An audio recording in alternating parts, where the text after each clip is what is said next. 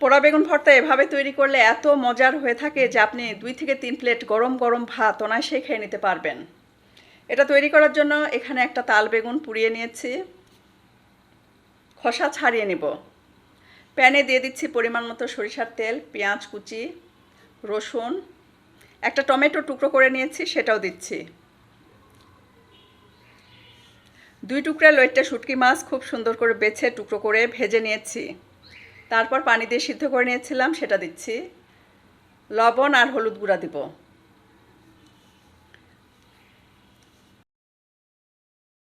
Tomato যাতে ভালোভাবে সিদ্ধ হয় এই জন্য একটু টিপে দিচ্ছি।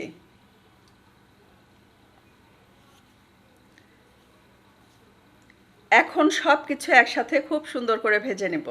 ভাজা হয়ে গেছে, উঠিয়ে নিচ্ছি।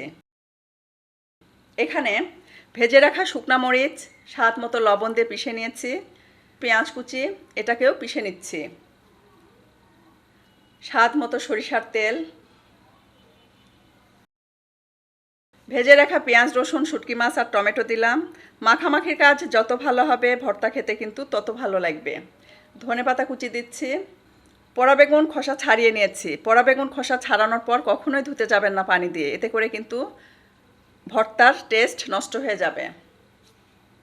এমনভাবে খোসা ছাড়িয়ে নেবেন যাতে করে বেগুনটা কালো হয়ে না যায় খোসা লেগে। বেগুনে পোকা বেছে নেবেন, যদিও এর ভেতরে কোনো পোকাই ছিল না আলহামদুলিল্লাহ।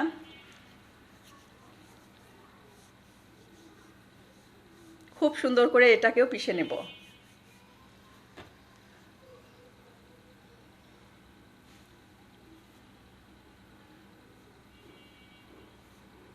আবারও একটু সরিষার তেল, পেঁয়াজ কুচি আর ধনেপাতা কুচি, সাথে দিচ্ছি লেবুর রস। অবশ্যই লেবুর রসটা দিবেন, এতে করে এর স্বাদ দ্বিগুণ বেড়ে যাবে। শেষবারের মতো মাখিয়ে নিচ্ছি। ভর্তা আমার রেডি হয়ে গেছে। ভর্তা সবাই খাবে, বেশিরভাগটা উঠিয়ে রেখে দিলাম, আর আমি যতটুকু খাবো সেটা নিয়ে নিলাম।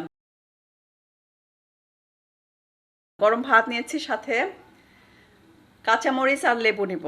সরিষার তেল দিয়ে মাখিয়ে খাবো।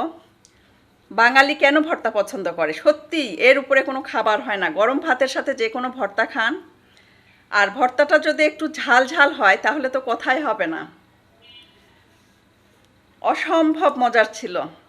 এই ভর্তা যখন এডিটিং করছি তখন আবার মনে হচ্ছিল ভর্তাটা কখন করব আর খাবো। যাই হোক, আলহামদুলিল্লাহ অসম্ভব ভালো লেগেছে।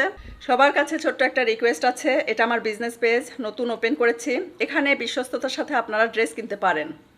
যারা আমাকে পছন্দ করেন, ভালোবাসেন কিংবা ফলো করেন, তারা কিন্তু চাইলে এই পেজটাকেও ফলো করতে পারেন। এখানে যে নিত্য নতুন আপডেট দেখানো হবে, নতুন নতুন